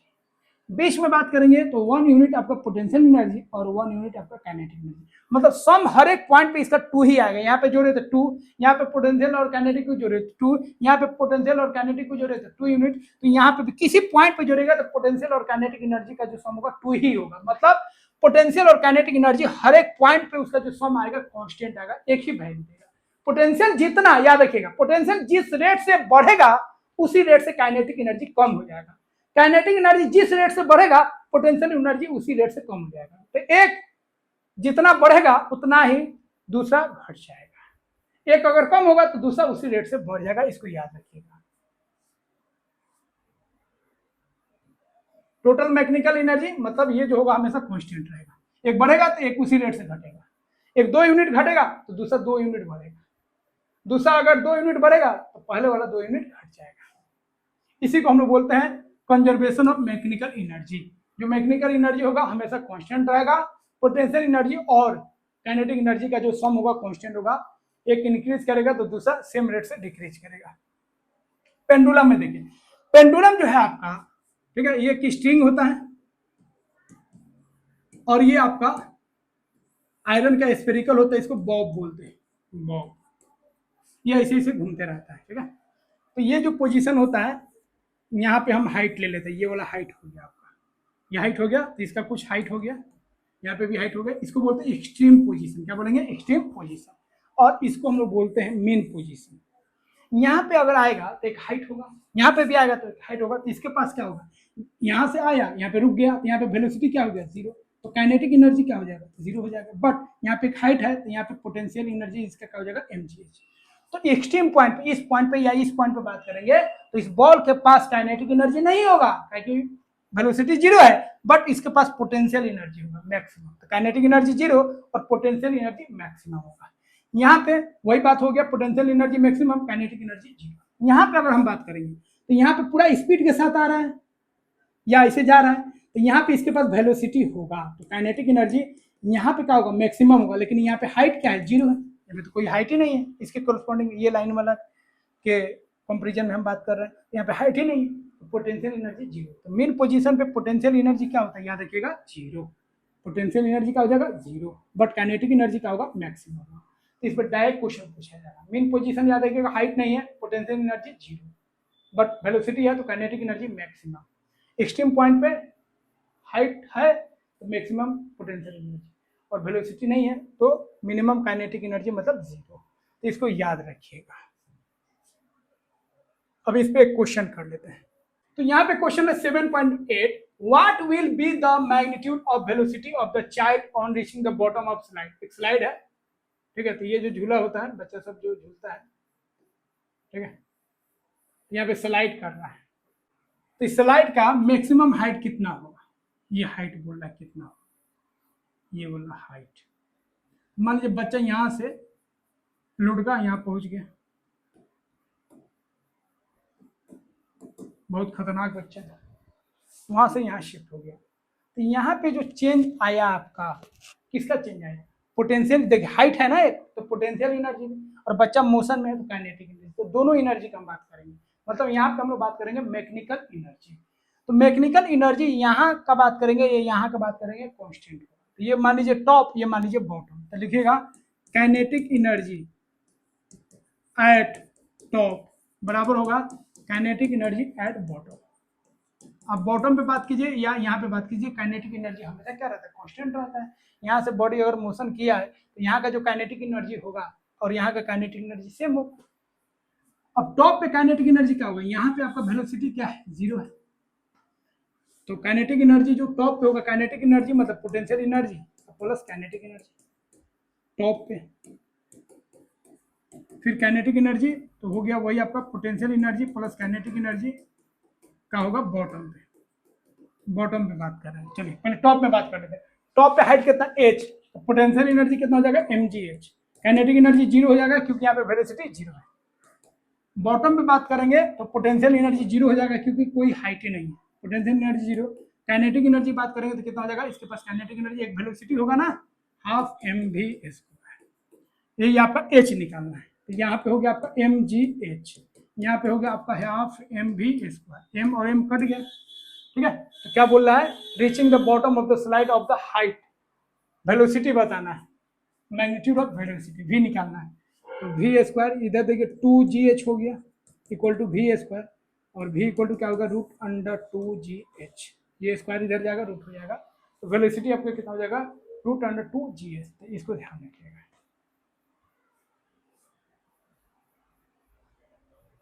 अब इस क्वेश्चन को करते हैं, ये क्वेश्चन सबसे तगड़ा क्वेश्चन है, थोड़ा सा डिफरेंट है बट बन जाएगा, थोड़ा सा आप इसमें ध्यान रखिएगा तब, ठीक है। बहुत सारा जगह पे आप देखिएगा एनएच में, ठीक है, जहाँ पे ज़्यादा ढुलाव होता है, स्लाइडिंग ज़्यादा होता है, तो वहाँ पे ब्रेक जब फेल हो जाता है तो अलग एक बनाया जाता है, यहाँ पे गाड़ी को शिफ्ट कीजिएगा, सैंडी एरिया होता है, वहाँ पे आपका गाड़ी रुक जाता है।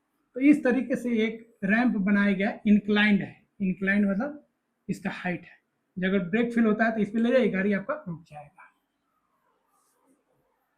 एस्केप्स रैम्प्स उसको बोलते हैं, are inclined plane filled with sand और gravel that helps stop trucks when their brakes fail on a highway. A truck of mass 10,000 kg is moving at 72 km per hour when its brakes fail. The driver steers it onto the escape ramp पे ले जाता है और उसका incline कितना है, 30 degree, 30 degree से डरना नहीं है। Where the truck comes to a rest, the sand exert a force, sand जो है फोर्स एक्सर्ट करता है कितना, 50,000 newton opposite to trucks motion. What is the minimum length of the ramp, ramp का कितना लेंथ होगा, इसका लेंथ आपको बताना है। To stop such a truck take g इतना इतना इतना। तो देखिए यह तो रैंप है आपका, एक हाइट पे गया, इस पे ट्रक जा रहे हैं, ट्रक आपका जा रहा है, ठीक है, इसका एक हाइट है। अब बोला कितना डिस्टेंस ही किया यार, ट्रक का मास कितना है भाई, ट्रक का मास लिख दीजिए, मास है आपका 10,000, 10,000 है केजी में। अच्छा, इसका वेलोसिटी है आपका 72 किलोमीटर पर आवर, मीटर में बदल लीजिए तो 5/18 से मल्टीप्लाई कर देंगे, 84 या मतलब आप क्या वेलोसिटी आ गया 20 मीटर पर सेकेंड, ठीक है। उसके बाद इस पर फोर्स अप्लाई हो रहा है, जैसे ही जाएगा तो सैंड जो है अपोजिट डायरेक्शन में फोर्स लगाएगा इसको रोकने के लिए, तो वर्क यहाँ पे जो होगा सैंड के द्वारा जो वर्क होगा वो निगेटिव हो जाएगा, तो वो सैंड ऐसे रोकेगा ना, ये तो आगे जा रहा है, सैंड उसको रोकने की कोशिश कर रहा है, तो फोर्स आपका हो गया, ठीक है। फोर्स कितना दिया है, 50,000 न्यूटन, फोर्स हो गया आपका 50, फिगर बनाएगा तो थोड़ा क्लियर रहेगा, 50,000 न्यूटन, जी का वैल्यू दिया है। अब यहाँ पे आपको ये बोला कितना डिस्टेंस कवर किया, तो यहाँ पे एक हिंट्स आपको दिया है, अगर वो ऐसे ये हाइट अगर 1 मीटर रहता है तो ये हाइट 2 मीटर आएगा, तो ये हाइट अगर x रहता है तो ये हाइट आपका 2x रहेगा, अगर ये x रहेगा तो ये क्या हो जाएगा आपका x/2, मतलब ये जितना हाइट है ना उसका दुगुना ये ट्रेवल करेगा। यहाँ पे 1 मीटर अगर हाइट रहता है तो वो 2 मीटर चल जाएगा, यहाँ पे 3 मीटर हाइट है तो वो 6 मीटर चल जाएगा, ठीक है। तो यहाँ पे आपको ध्यान में रखना, ये हाइट आपका x/2 हो गया, तो ये आपका लेंथ कितना हो जाएगा x, तो कितना लेंथ कवर करेगा रैंप का, ये जो रैंप है आपका, सिर्फ रैंप जो होता है ना, स्लाइडिंग वाला भी रैंप होता है, तो ये रैंप का आपको लेंथ निकालना है। तो यहाँ पे आप क्या कीजिएगा, सीधा लिख दीजिएगा work done, work done by sand, work done by sand, sand जो वर्क किया truck, work done equal to क्या लिख दीजिएगा, मैकेनिकल एनर्जी यहाँ पे लिखना है आपको, क्योंकि हाइट है तो पोटेंशियल एनर्जी भी होगा और काइनेटिक एनर्जी भी होगा, तो लिख दीजिएगा चेंज इन, वर्क डन बराबर चेंज होता है ना, तो चेंज इन काइनेटिक नहीं लिखेंगे, चेंज इन लिखेंगे मैकेनिकल, क्योंकि काइनेटिक भी है और पोटेंशियल भी है, चेंज इन मैकेनिकल एनर्जी, ठीक है। तो फाइनल मैकेनिकल एनर्जी लिखिएगा, final mechanical energy minus initial mechanical energy, ठीक है। अब यहाँ पे देखिए, अब वर्क डन कितना हुआ भाई, फोर्स कितना अप्लाई किया 50,000 और डिस्प्लेसमेंट कितना हुआ x, इस x का वैल्यू निकालना है, नेगेटिव वर्क डन हुआ। अब यहाँ पे देखिए फाइनल मैकेनिकल एनर्जी मतलब final kinetic plus final potential, ये हो गया आपका kinetic, final kinetic plus potential आपका हो गया final, minus kinetic plus potential हो गया आपका इनिशियल, खूब ध्यान से बन जाएगा आपका फाइनल। अब देखिए फाइनल काइनेटिक एनर्जी, शुरुआत में देखिए फाइनल तो आपका वैल्यू यहाँ पे जैसे ही ट्रक जाएगा तो उसका वेलोसिटी जीरो हो जाएगा, तो फाइनल आपका काइनेटिक एनर्जी ये क्या हो गया, जीरो हो गया, खत्म। पोटेंशियल एनर्जी वहां पे कितना होगा उसका mgh होगा, mgh माइनस, शुरुआत में काइनेटिक एनर्जी तो होगा क्योंकि एक स्पीड के साथ जा रहा है, तो इसका काइनेटिक एनर्जी होगा हाफ mv²। पोटेंशियल एनर्जी शुरुआत में क्या होगा, जीरो हो जाएगा क्योंकि उसके पास कोई हाइट था नहीं, तो ये जीरो हो गया। अब फाइनल देखिए, अब वहां पे हाइट पे बात कीजिएगा, फाइनल बात कीजिएगा, तो फाइनल आपका काइनेटिक एनर्जी क्या हो जाएगा, जीरो हो जाएगा क्योंकि स्पीड वहां पे जीरो हो गया था, वेलोसिटी जीरो हो गया था। पोटेंशियल एनर्जी बचेगा, पोटेंशियल एनर्जी mgh हो जाएगा, mgh। इनिशियल बात करेंगे, इनिशियल में वेलोसिटी था तो काइनेटिक एनर्जी होगा हाफ mv² होगा, पोटेंशियल एनर्जी जीरो होगा क्योंकि हाइट नहीं था, ये हो गया आपका 50,000 इंटू x हो गया। अब mgh यहाँ से m निकाल लीजिए और ये हो गया आपका gh माइनस हो गया आपका हाफ v²।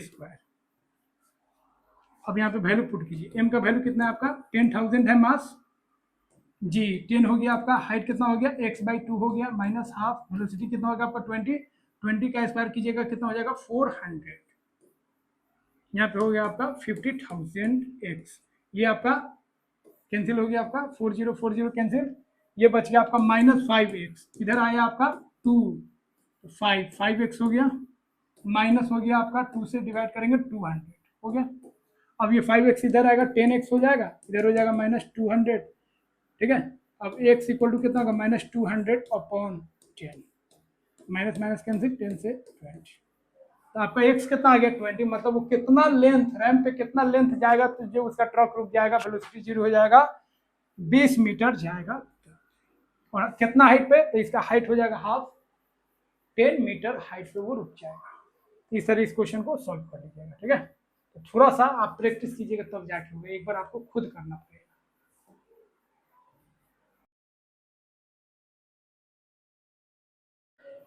अब हम लोग नेक्स्ट टॉपिक पढ़ेंगे, दैट इज पावर। पावर होता क्या है, देखिए बहुत सिंपल टॉपिक है। पावर का मतलब है आप किसी वर्क को किस रेट से कर रहे हैं, मतलब आपका वर्क करने का स्पीड क्या है, वो वाला स्पीड नहीं, मतलब आप वर्क फास्ट कर रहे हैं कि स्लो कर रहे हैं। अगर आप किसी वर्क को स्लो कर रहे हैं तो कहा जाएगा भैया पावर आपका कम है। अगर किसी वर्क को आप फास्ट कर रहे हैं दैट मीन्स आपका जो पावर है ज्यादा है, अधिक है। तो याद रखिएगा पावर का मतलब होता है रेट ऑफ डूइंग वर्क, आप किसी वर्क को किस रेट से कर रहे हो, रेट मतलब क्या है, टाइम। भाई आप काम फास्ट कर रहे हैं कि स्लो कर रहे हैं, तो कोई भी वर्क अगर आप टाइम के रेस्पेक्ट में कर रहे हैं इसी को हम बोलते हैं पावर। पावर का मतलब हो गया रेट ऑफ डूइंग वर्क, आप किसी वर्क को किस रेट से कर रहे हैं। फास्ट कीजिएगा तो मोर पावरफुल, अगर आप स्लो कीजिएगा किसी वर्क को तो लेस पावरफुल बोलेंगे हम लोग, ठीक है।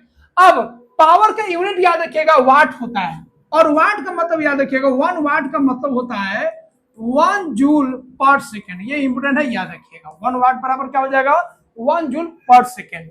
वाट जो है किसका यूनिट हो गया आपका पावर, ठीक है। अब यहां पे आपको ध्यान में रखना है 1 वाट बराबर हो गया 1 जूल पर सेकेंड, ये याद रखिएगा, मोस्ट इंपोर्टेंट है। अगला यूनिट है आपका हॉर्स पावर। हॉर्स पावर का मतलब क्या है, तो पहले जो गाड़ी का जो व्हीकल्स का जो पावर निकाला जाता था, जो भी मोटर बाइक होता था या जो भी होता था व्हीकल्स, उसका पावर को हम लोग कंपेयर करते थे हॉर्स से। तो हॉर्स का जो पावर होता है, ठीक है, वो अप्रोक्सीमेटली कितना होता है, 746 वाट होता है। और हॉर्स का जो पावर होता है उसी के हम लोग कंपेरिजन करते थे किसी गाड़ी का, मतलब किसी गाड़ी में हॉर्स का कितना पावर है, मतलब हॉर्स का 4 गुना पावर है, 5 गुना है, 10 गुना है, 20 गुना है, तो हॉर्स के पावर से कंपेरिजन किया जाता था। क्योंकि याद रखिएगा, एनिमल में बात करें खास तौर पर डोमेस्टिक में, तो सबसे पावरफुल हम लोग किसको मानते हैं, हॉर्स को मानते हैं। तो 1 हॉर्स पावर इक्वल टू होता है 746 वाट, याद रखिएगा। 1 हॉर्स पावर क्या हो गया आपका, 1746 watt, that means horse power unit होता है किसका, पावर का। अब हम लोग क्वेश्चन करेंगे एग्जांपल 7.10। क्वेश्चन है, a weight lifter lifts a 75 kg mass by 2 metre. ठीक है, एक वेट लिफ्टर है जो 75 केजी के मास को ऊपर उठाता है, कितना मीटर हाइट तक, 2 मीटर हाइट तक, कितना सेकंड में, 5 सेकंड में। How much power would she required for this, तो उसने कितना पावर अप्लाई किया। तो याद रखिएगा, इस ऑब्जेक्ट को और उठा के यहाँ पर लाएंगे, तो हमने इस पे वर्क किया, और यह वर्क जो है आपका, मतलब जो हम वर्क किए हैं वह इसके पोटेंशियल एनर्जी के फॉर्म में चेंज हो गया। तो इसका जितना पोटेंशियल एनर्जी होगा, जितना हम वर्क करेंगे, तो यहाँ पे आपका लिख दीजिए, जो वैल्यू दिया है, मास दिया है आपका ऑब्जेक्ट का 75 केजी, ठीक है, आपका हाइट दिया है 2 मीटर, और टाइम दिया है आपका 5 सेकेंड। हो गया। अब आपको क्या करना है, वर्क डन लिख देना है, वर्क डन बाय, ठीक है, वेट लिफ्टर। वेट लिफ्टर जितना वर्क किया, तो वेट लिफ्टर आपका कितना वर्क किया, उठाएगा जितना उसको पोटेंशियल एनर्जी होगा, तो पोटेंशियल एनर्जी के बराबर हो जाएगा, वर्क डन बराबर पोटेंशियल एनर्जी लिख दीजिए। अब पोटेंशियल एनर्जी कितना होगा, mgh होगा, ठीक है, तो वर्क डन बराबर हो गया आपका mgh। m कितना हो गया, मास हो गया 75, और आपका g कितना हो गया 10, और हाइट हो गया आपका 2 मीटर। हो गया। अब आपको पावर निकालना है, पावर इक्वल टू क्या होता है, work done upon time. Work done कितना हो गया, वर्क डन हो गया आपका 75 इंटू 10 इंटू 2। टाइम कितना हो गया आपका 5 सेकंड, 5 से इसको मल्टीप्लाई कीजिए, 5 टू जा, और ये हो गया आपका 4, 4 5 जा 20, 4 7 जा 30। ठीक है, तो पावर कितना हो गया आपका 300 वाट। ये हो गया आपका पावर, सिंपल। तो पावर जब भी निकालना है तो वर्क डन निकाल दीजिए, और वर्क डन में टाइम से आप डिवाइड कर दीजिए, that is called power. Next question आपका 7.1, ये भी आपका पावर पे क्वेश्चन है। क्वेश्चन क्या है, a car of mass 1000 kg start from rest and reaches a speed. एक कार है आपका, ठीक है, जो रेस्ट से स्टार्ट हो रहा है, कितना केजी का है, 1000 केजी का है रेस्ट से, और आगे बढ़ता है, इसका स्पीड है आपका 72 किलोमीटर पर आवर। 10 सेकेंड में ये पहुंच जाता है यहाँ पे। Calculate the power of the engine. अब आपको इंजन का क्या बताना है, पावर बताना है, ठीक है, यहां से वहां जाता है तो आपको पावर बताना है। तो पावर के लिए क्या करना है, आपको वर्क डन निकालना है। तो आपको बार बार बोले हैं, जब भी स्टेट मोशन हो, स्टेट मोशन है, तो वहां पे वर्क डन बराबर आप लिखेगा चेंज इन काइनेटिक एनर्जी, क्योंकि यहाँ पे हाइट होता है नहीं, तो केवल काइनेटिक एनर्जी होगा। अगर सीधा ऊपर ले आता तो पोटेंशियल एनर्जी, अगर ऐसे मोशन होता, मतलब मोशन भी है और हाइट भी है, तो वहां पे मैकेनिकल एनर्जी लगाते। तो यहाँ पे आपका क्या होगा, काइनेटिक एनर्जी। तो लिख दीजिए वर्क डन बराबर, वर्क डन बराबर क्या हो जाएगा, change in kinetic energy, change in kinetic energy लिख दीजिए। अब देखिए, change in kinetic energy, kinetic energy मतलब final kinetic energy minus initial kinetic energy. तो फाइनल हो गया, final kinetic energy minus initial kinetic energy, ठीक है। वर्क डन यहाँ पे हो गया आपका, वर्क डन निकाल लेना, वर्क डन आ जाएगा, पावर आ जाएगा। अब फाइनल काइनेटिक एनर्जी, तो आपका शुरू वाला जो था आपका रेस्ट में था, इनिशियल वेलोसिटी 0 हो गया, तो इनिशियल काइनेटिक एनर्जी 0 हो गया। फाइनल वेलोसिटी निकाल लीजिए, मतलब फाइनल काइनेटिक एनर्जी हाफ हो गया, m हो गया, और आपका v का स्क्वायर, वेलोसिटी कितना उसका स्क्वायर कर दीजिए, ये हो गया आपका वर्क डन। अब यहाँ पे वैल्यू पुट कर दीजिए, ये कितना हो गया आपका हाफ, मास कितना आपका 1000 लिख दीजिए, और वेलोसिटी, वेलोसिटी यहाँ पे देखिए, वेलोसिटी यहाँ पे किलोमीटर पर आवर में है, इसको मीटर पर सेकंड में बता दीजिए। 72 इंटू 5 अपॉन 18, 84 जा 4 5 जा कितना हो गया आपका 20 हो गया आपका मीटर पर सेकंड। अब वेलोसिटी का स्क्वायर, तो 20 इंटू 20 कर दीजिए, आपका वर्क डन निकल गया। ये कितना हो गया आपका 2 कैंसिल हो गया, ये आपका कितना हो गया 2000 और 20 इधर हो गया, ये आपका हो गया वर्क डन। अब पावर निकालना, पावर इक्वल टू क्या होगा, वर्क डन अपॉन टाइम होगा। वर्क डन कितना हो गया आपका 2 3 और 5 0, 2 3 4 5 0 अपॉन 10 हो गया, 10 10 कैंसिल हो गया, कितना आ गया 20,000 वाट हो गया आपका पावर, हो गया सिंपल। तो वर्क डन आपको मेन निकाल लेना, वर्क डन आ जाएगा, आराम से आप टाइम से डिवाइड कर दीजिएगा, पावर आ जाएगा। अब हम लोग बात करेंगे सिंपल मशीन। तो हम लोग के घर में बहुत सारा मशीन होता है जिसका हम लोग यूज करते हैं, जिसको हम लोग सिंपल मशीन बोलते हैं। ये सिंपल मशीन क्या करते हैं, जो भी हम लोग एफर्ट्स लगाते हैं उसके फोर्स को ये बढ़ा देते हैं, या फोर्स के डायरेक्शन को चेंज करके जो वर्क होता है वो हमारा आसान हो जाता है। जैसे पिलास हम लोग यूज करते हैं, कोई चीज को पकड़ना रहता है किचन उचन में, उसके लिए हम लोग स्पेशल चीज का यूज करते हैं। पुली का हम लोग यूज करते हैं, जब झंडा हम लोग फहराते हैं 15 अगस्त या 26 जनवरी को, तो वहां पे हम लोग पुली का इस्तेमाल करते हैं। तो उसी तरह का ये मशीन होता है। तो सिंपल मशीन ऐसा होता है जो हमारे काम को क्या करता है, इजियर कर देता है। ये वर्क को कम नहीं करता, वर्क जितना होगा उतना ही रहेगा, लेकिन यह जो फोर्स आप अप्लाई कीजिएगा उसके मैग्नीट्यूड को बढ़ा देगा, फोर्स को बढ़ा देगा, या उसके डायरेक्शन को चेंज कर देगा, जिससे आपका जो काम होगा वो आसान हो जाएगा। जैसे इस पुली को ध्यान से देखिए, यहाँ पे व्हील आपका है, यह व्हील क्या कर रहा है, आसान कर दिया। किसी ऑब्जेक्ट को आपको ले जाना हो, ले आना हो, तो कितना आसानी से हम लोग ना ट्रॉली में ले जाते हैं, कोई दिक्कत नहीं है। इस तरह खसका के ले जाना होगा तो कितना आपको एफर्ट्स डालना पड़ेगा। तो यह क्या करता है, हमारा जो एफर्ट्स होता है, जो हम लोग फोर्स लगाते हैं उसको वह मल्टीपल कर देता है, या फोर्स के डायरेक्शन को बदल देता है। तो सिंपल मशीन में एक हो गया आपका पुली, हो गया इंक्लाइन प्लेन, सीधा आपको कोई चीज ले जाना हो उठा के तो कितना दिक्कत होगा, लेकिन इंक्लाइन प्लेन होता है आप आसानी से ले जा सकते हैं। या सामान को उतारना हो, ट्रक और से सामान उतरता है या चढ़ता है तो इंक्लाइन प्लेन का यूज करते हैं। ठीक है, यह हो गया लीवर, जैसे पिलास उलास जो हो गया, या कोई चीज से हम लोग पकड़ते हैं, या कैंची हो गया, एक पॉइंट पे वो रोटेट करता है, उसको लीवर हम लोग बोलते हैं। ठीक है, और देखिए यहाँ पे हम लोग पुली वाला सिस्टम का यूज कर रहे हैं, झंडा फहराने में भी हम लोग पुली वाला सिस्टम का क्या कर रहे हैं, यूज कर रहे हैं। तो पुली क्या करता है, फोर्स के डायरेक्शन को बदल देता है, फोर्स के डायरेक्शन को क्या करता है, बदल देता है, जिससे हमारा जो एफर्ट जो लगाते हैं वो मल्टीपल हो जाता है। जितना फोर्स लगाएंगे, 1 न्यूटन फोर्स लगाएंगे मल्टीपल हो जाएगा, 2 न्यूटन हो जाएगा, 3 न्यूटन हो जाएगा। तो ये जो भी सिंपल मशीन है, अब जितना फोर्स लगाएगा उसको मल्टीप्लाई कर देता है। ठीक है, पुली के केस में जो फोर्स होता है उसका डायरेक्शन बदल जाता है। पुली जो व्हील होता है जो रोटेट करता है, एक रस्सी के द्वारा वो रोटेट करता है। A fixed pulley does not reduce the magnitude of force, ये फोर्स के मैग्नीट्यूड को चेंज नहीं करता है। यह क्या चेंज करता है, फोर्स के डायरेक्शन को चेंज कर देता है। Pulling downward is easier than lifting upwards, ऊपर उठाने से आपको दिक्कत होगा, लेकिन उसको नीचे खींचने में आपको दिक्कत नहीं होगा। तो ऐसे उठाएंगे तो ज्यादा फोर्स लगाना पड़ेगा, बट ऐसे अगर हम रस्सी के द्वारा पुली में लगा देंगे और ऐसे खींचेंगे तो क्या हो जाएगा, सिंपल हो जाएगा। तो यहाँ पे वर्क उतना ही किए, क्योंकि वर्क आपको कितना करे, यहाँ तक तो ले ही जाना है, बट यहाँ पे हम क्या किए, फोर्स का डायरेक्शन को बदल दिए, जिससे हमारा एफर्ट जो था, जो फोर्स हम लगाए थे, वो आपका क्या हो गया, मल्टीपल हो गया। अब हम लोग बात करेंगे इंक्लाइन प्लेन। इंक्लाइन प्लेन का हम लोग यूज करते हैं, ट्रक व्रक आता है, सामान उतारना हो या लादना हो तो इस प्लेन का हम लोग यूज कर लेते हैं। अगर उठा के सीधा ले जाएंगे तो बहुत डिफिकल्टी होगा, बहुत सारा आदमी लगेगा, और ऐसे अगर रहेगा तो 1 से 2 आदमी में ये सामान चल जाएगा। तो इंक्लाइन प्लेन में याद रखिएगा, ऐसे अगर कोई ऑब्जेक्ट को ले जाना हो तो दिक्कत होगा, लेकिन इंक्लाइन कर देंगे, और जितना इंक्लाइन करेंगे उतना आसानी होगा। इसीलिए सीढ़ी ऐसे बनता है, ऐसे बनता है। तो ऐसे जब सीढ़ी बनता है तो जाने में दिक्कत होता है, बट सीढ़ी ज्यादा ऐसे स्लैंट हो जाता है ऐसे, तो जाने में क्या होता है, आसानी होता है।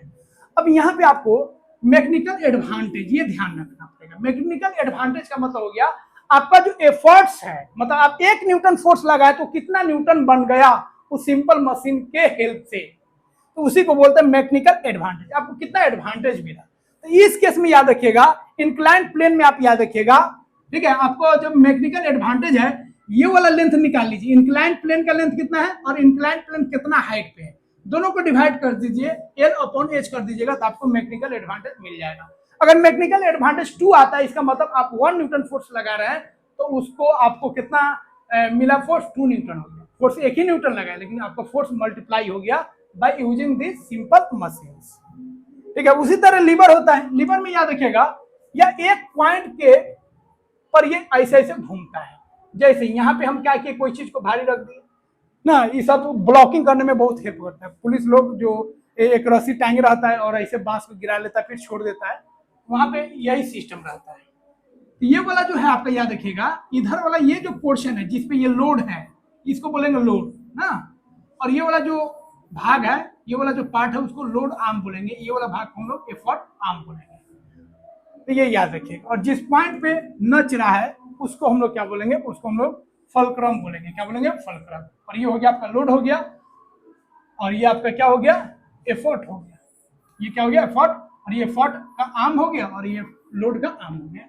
इसको ध्यान रखिएगा, ठीक है। ये जो भी मशीन हम लोग यूज कर रहे हैं सब लीवर है। ये भी क्या आपका लीवर है, ये भी क्या आपका लीवर है। जो सीजर हम लोग यूज कर रहे हैं लीवर है। अब इस पे क्वेश्चन देखिए। एक क्वेश्चन आपका सिंपल मशीन पे एक पर्सन यूज कर रहा है inclined ramp. Inclined ramp use कर रहा है, एक ऑब्जेक्ट को रेज कर रहा है, ऊपर उठा के ले जा रहा है, ठीक है। जो इसका हाइट कितना है? 30 मीटर है, 30 सेंटीमीटर हाइट है। द रैंप है जो विथ ऑफ रैंप का विथ कितना है? 40 सेंटीमीटर है। अब आपको बताना है मैकेनिकल एडवांटेज। तो बताए थे मैकेनिकल एडवांटेज निकालने के लिए, मैकेनिकल एडवांटेज का फॉर्मूला क्या हो जाएगा? ये वाला इंक्लाइंड हाइट, ठीक है, इंक्लाइंड हाइट लिख लीजिए L/H। इंक्लाइंड हाइट कितना है आपका? 40, और हाइट कितना है आपका? ये वाला एक्चुअल हाइट कितना है? 30, ठीक है। तो 0 0 कैंसिल, कितना होगा? 1.33। मतलब आप फोर्स अगर 1 न्यूटन लगा रहे हैं तो आपका फोर्स जो होगा कितना टाइम्स हो जाएगा? 1.33 टाइम्स हो जाएगा। तो यही हो गया आपका मैकेनिकल एडवांटेज। अगला देखिए, यह क्वेश्चन जो है ना बहुत सिंपल है, झूला वाला क्वेश्चन है। अब इसको सिंपल थोड़ा फिगर बना देते हैं। यहाँ पे देखिए, ए है, बी है, 2 सीट है, सी बीच में है, डी हो गया, ई हो गया ना। झूला हम लोग जो सीसो झूला होता है, सिंगल सिंगल वाला भी होता है, डबल डबल वाला भी होता है। तो 4 सीट्स आएगी, यहाँ पे एक, यहाँ पे एक, यहाँ पे और यहाँ पे। ये आपका फलकम वाला पॉइंट होगा, इसी के अबाउट वो रोटेट करेगा, ठीक है। ये रोटेशन वाला हो गया, इसी के अबाउट क्या होगा? रोटेट करेगा। अब यहाँ पे क्वेश्चन है सबका डिस्टेंस 1 मीटर है, ये भी 1 मीटर है, ये भी आपका 1 मीटर है, यहाँ से यहाँ 1 मीटर है, यहाँ से यहाँ 1 मीटर है, ठीक है। अब आप बोलिए सबका डिस्टेंस आपका 1 मीटर है। अब यहाँ पे कह रहा है एक 15 केजी का पर्सन है, एक 30 केजी का है। अब कहाँ कहाँ पे उसको बैठाएंगे ताकि ये सीसो बैलेंस हो जाए। मतलब भारी आदमी बैठ जाता है, एक आदमी ऊपर चल जाता है हल्का वाला, और भारी वाला नीचे चल जाता है, तो वैसे नहीं रखना, बैलेंस रहे। तो देखिए, अगर आप 30 केजी को यहाँ पे बैठाते हैं तो यहाँ पे डिस्टेंस देखिए कितना हो जाएगा आपका? 30 इंटू कितना हो जाएगा? यहाँ से यहाँ 2 हो जाएगा। तो यहाँ पे आपको 50 वाला को कहाँ रखना पड़ेगा? तो यहाँ पे अगर रख दीजिएगा तो यहाँ पे बैलेंस नहीं हो पाएगा। तो 30 वाला को क्या कीजिए? यहाँ पे रखिए। तो यहाँ पे रखिएगा तो 30 केजी वाला का डिस्टेंस कितना हो जाएगा? 1 मीटर। अब 15 केजी वाला जो है, यहाँ पे आप 30 केजी वाला रख दिए, 15 केजी वाला को यहाँ पे रखिए, 15 केजी को यहाँ पे रख दीजिए। डिस्टेंस कितना हो गया? 2 मीटर। इधर हो गया आपका 15 केजी वाला, तो कितना डिस्टेंस हो गया? दोनों देखिए बैलेंस, 30 इंटू 1 और 15 इंटू, दोनों को बैलेंस रखना है। तो 30 केजी वाला अगर यहाँ पे रहेगा और 15 केजी वाला यहाँ पे रहेगा तो झूला एक और नहीं झुकेगा, ये ऐसे ऐसे सीसो करते रहेगा। ये सिंपल क्वेश्चन था, थोड़ा लॉजिक वाला था। आपको फिजिक्स अप्लाई नहीं करना है, फिजिक्स अप्लाई भी कर सकते हैं, सिंपल आपको अप्लाई करना है, ठीक है। तो ये आपका हो गया, तो ये आपका चैप्टर हो गया कंप्लीट। आई होप सारे पॉइंट्स को समझ गए होंगे। कोई भी डाउट्स है कमेंट बॉक्स में जरूर बताइए बेझिझक, ठीक है। और वीडियो को लाइक और सब्सक्राइब जरूर कीजिए, चैनल को सब्सक्राइब कीजिए, वीडियो को लाइक कीजिए, और डिस्क्रिप्शन में लिंक दिया गया है, वहां से आप जुड़ जाइए टेलीग्राम चैनल से। और जो भी डाउट्स है डाउट जरूर बताइएगा, हम सॉल्व करेंगे। और दिल से वीडियो को लाइक और सब्सक्राइब जरूर। उसके बाद ऐप आ गया, ऐप को डाउनलोड कर लीजिएगा, वहां पे सारा आपको नोट्स मिल जाएगा। मिलते हैं friends next day next video में। Goodbye, take care.